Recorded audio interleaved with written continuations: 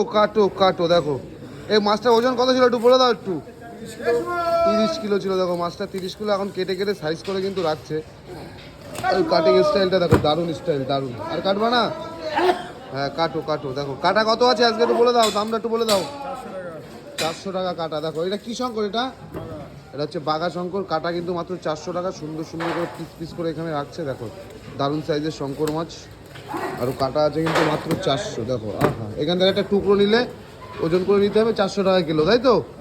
400 টাকা কিলো। দেখো সুন্দর সুন্দর করে কাটিং হচ্ছে দেখো। আহা, বাঘা শঙ্কর।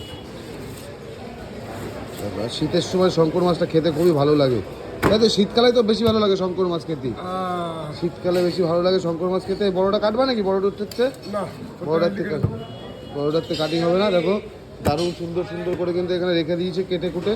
দেখো দারুণ মাছ, মাত্র 400 টাকা কাটা। এটা হচ্ছে বনগাঁ নিউ মার্কেট সুমিতদার দোকানে। আর ওইদিকে দেখাতে হচ্ছে চিংড়ি কিন্তু, এদিকে দেখো শঙ্কর, এদিকে আছে বড় রিঠা। দেখো সুন্দর সুন্দর করে কেটিং করে এখানে রাখা হচ্ছে। মাত্র কাটা এখান থেকে একটা টুকরো 400 টাকা কিলো।